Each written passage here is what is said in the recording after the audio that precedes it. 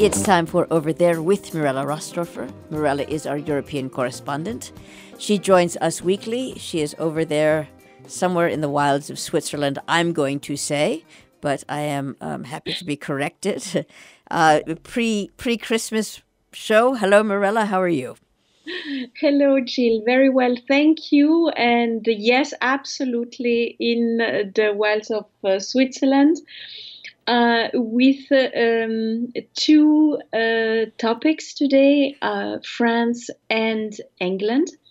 And I'm going to begin with France because that was our conversation last week, and so I think it's a good thing to see how things developed in 1 week about the unrest in France and the so-called Gilets jaunes. So the new developments show that it calmed down. Last weekend, though, there were still protesters and people in Paris and other cities trying to keep all of this really warm, but it didn't attract as many people. Maybe two reasons for that. One reason is that it's very soon Christmas, and I believe that people are shifting a little bit their interest, at least for the moment, but they might come back on that after Christmas in January.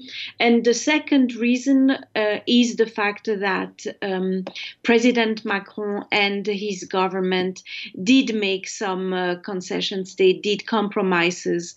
And while it's considered by many not to be enough, it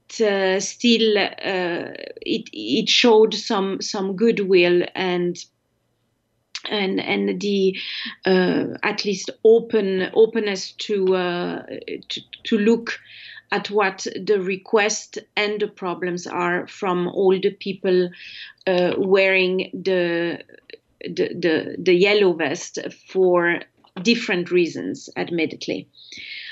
So what is really interesting and what is staying as a real piece of conversation, though, after all this unrest, is one main demand, and it's called RIC.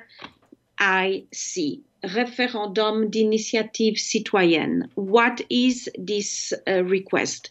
This request is a very, very specific one. It wants that the government agrees to allow France to go into a system of referendums, like in Switzerland, but further than Switzerland. They want to be allowed to create new laws, cancel laws that they think are wrong and that are already existing, and modify the constitution if necessary.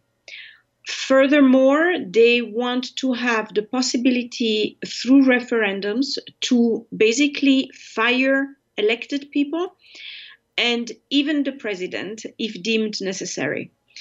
For those referendums, one would have the need for 700,000 signatures online, which is really not much. So this is something that is staying, and I believe that this is something that is going to be discussed next year, because also some parties are definitely going to try to push it. It's a very delicate matter, as I already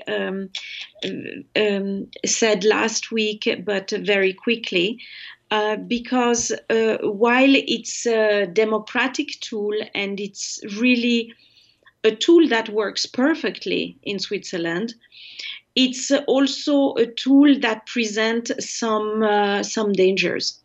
What dangers am I talking about?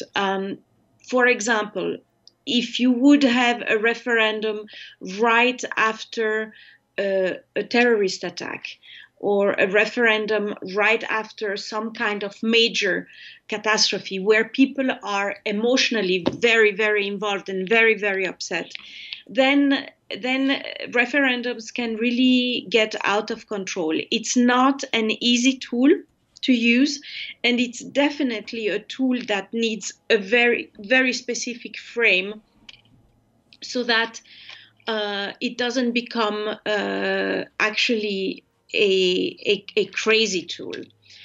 And I was surprised, for example, to see that the fight around this subject already led Rastorfer-France in the Parliament of France to say that this kind of referendum, and I translated it for you, are led, the issues of referendums in Switzerland are led by financial cliques, that's meaning speculators, and a couple of lobbyists who at the end are unmasked. That creates a little bit of an outrage in the French part of Switzerland, because this is really very wrong.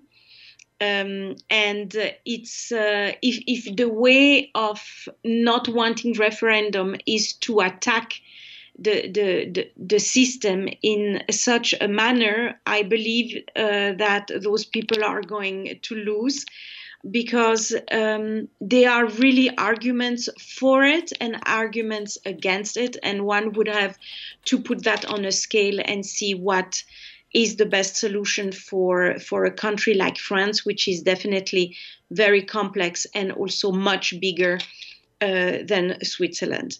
So it's not about having, after a referendum, like some French journalists were saying, a tyranny of the minority on the majority, or vice versa.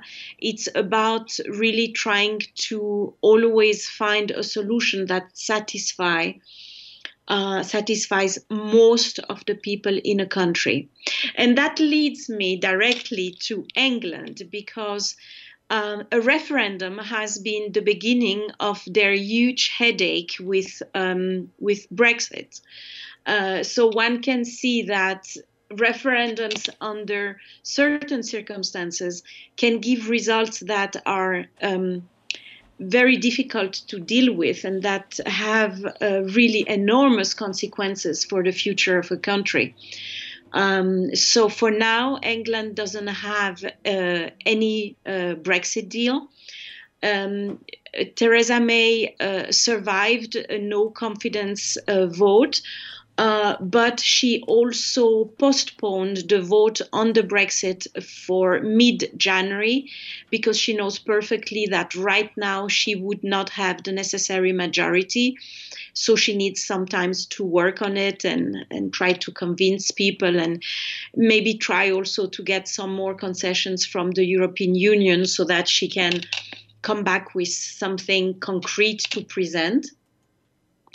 It's a little bit of a mess right now. Corbyn is pushed to try to have a no confidence vote against the whole government this time, not only Theresa May, which would automatically lead to new elections, which at this point would be a real catastrophe, because if anything, in a difficult time like right now, England needs a steady leadership. Now, the question that remains, of course, is will it be a new referendum on Brexit or not? This is really discussed daily in every paper and by every politician, and this remains the most interesting question. I think England has a government that is there to stay at the moment. And the question is really, is Theresa May going to get a majority for her agreement with the European Union or not? And wouldn't that be maybe wise to have a second referendum to really make sure that that this is really what England people wanted? again, when the referendum took place, there were many things going on, and maybe people that actually wanted a Brexit have in the meantime cooled down and change their mind. Of course, it's not always easy to say, okay, I changed my mind and now I want to have something completely different. But considering that this is not a small referendum, we do have in Switzerland sometimes really topics that are not that are relevant for Switzerland, but not necessarily for the entire future of Switzerland. This one for England is extremely relevant, and it would make almost sense to make sure that this is really what English people want for the future. Thank you very much, Mirella Rastorfer, over there. My pleasure.